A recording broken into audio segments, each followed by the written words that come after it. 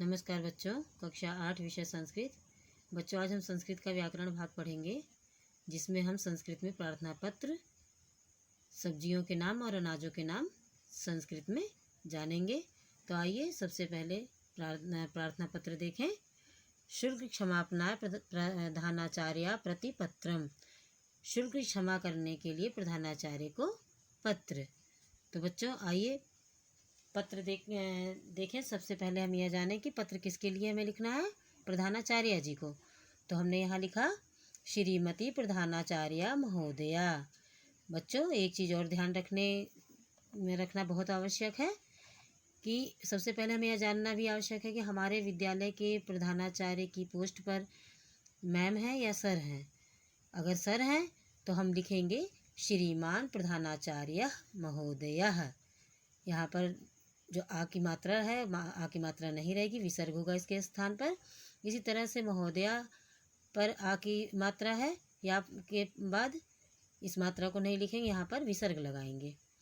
और अगर मैम है प्रधानाचार्य तो हम लिखेंगे श्रीमती प्रधानाचार्य महोदया। हमारे विद्यालय की प्रधानाचार्य की पोस्ट पर कौन है? मैम है, तो इसलिए हमने यहाँ पर श्रीमती प्रधानाचार्य महोदया लिखा।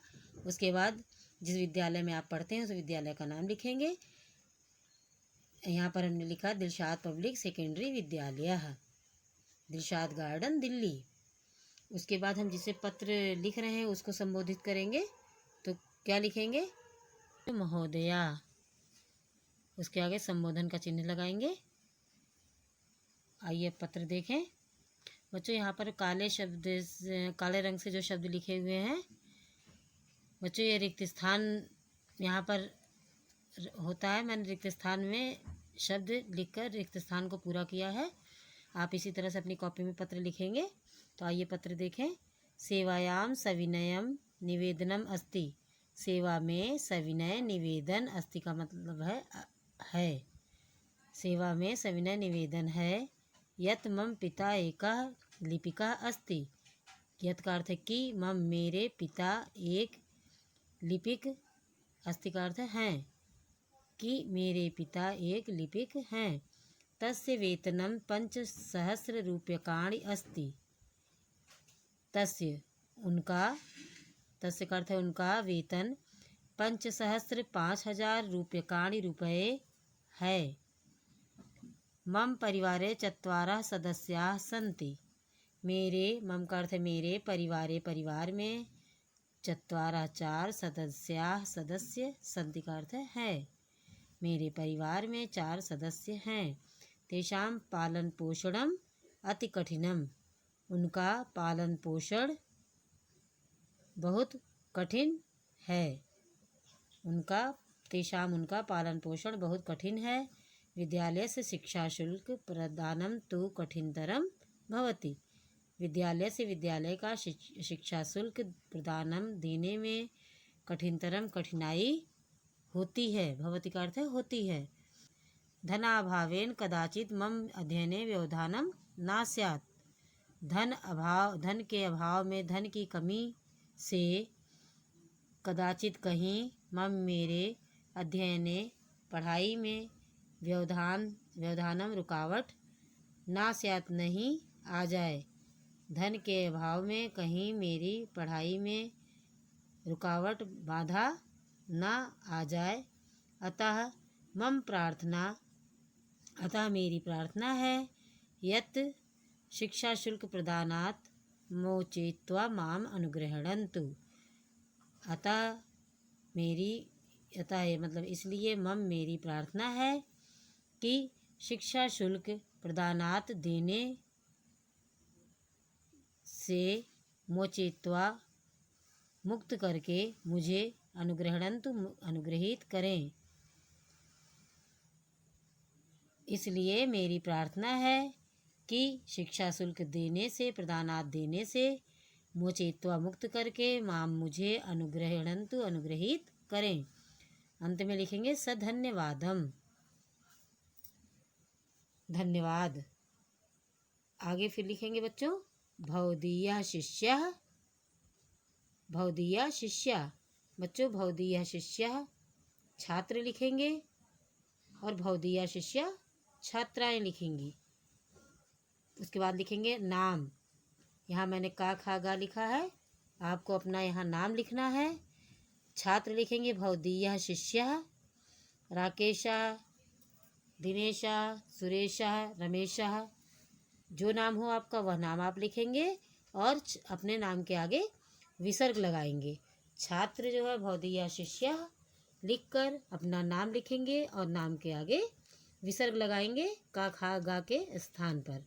और छात्राएं भवदीया शिष्या लिखेंगी और उसके बाद अपना नाम लिखेंगी। यहाँ सीता गीता रीता जो भी आपका नाम हो वह नाम आप यहाँ लिखेंगी और अपने नाम के आगे आप विसर्ग नहीं लगाएंगी।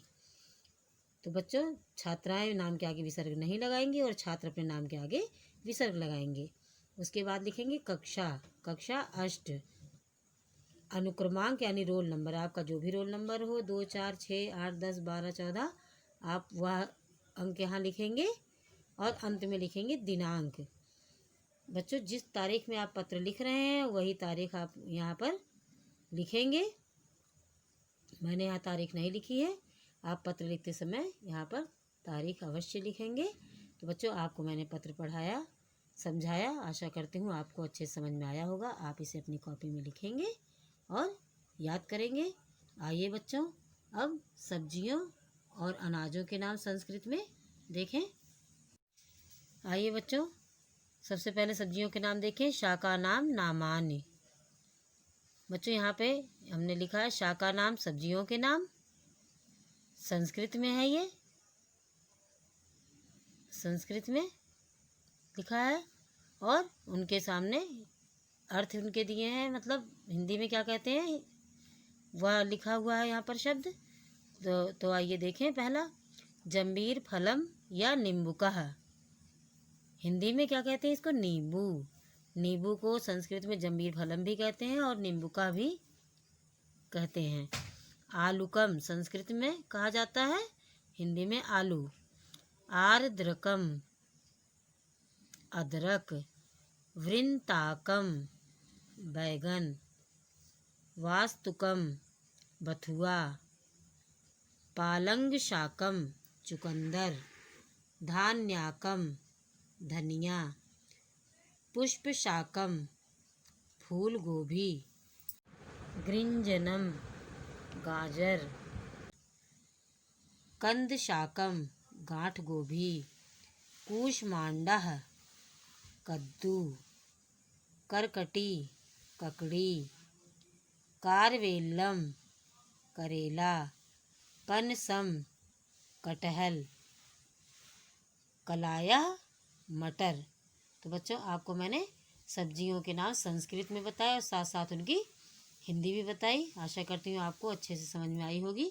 आइए बच्चों, अब अनाजों के नाम देखें। अन्नानाम नामानि। अन्नों के नाम या अनाजों के नाम।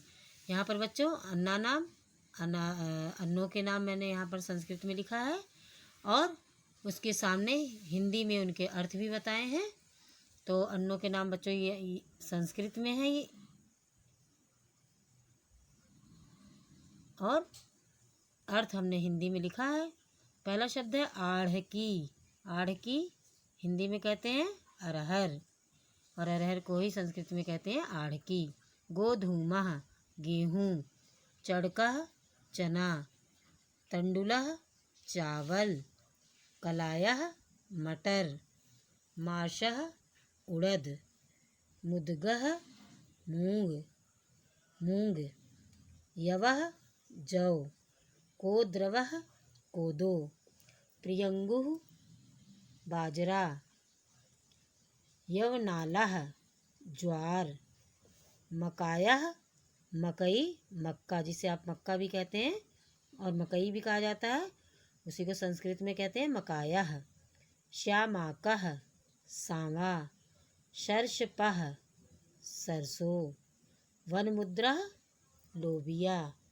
तो बच्चों, आपको मैंने सब्जियों के नाम और अनाजों के नाम संस्कृत में पढ़ाए और साथ साथ उनकी हिंदी भी बताई।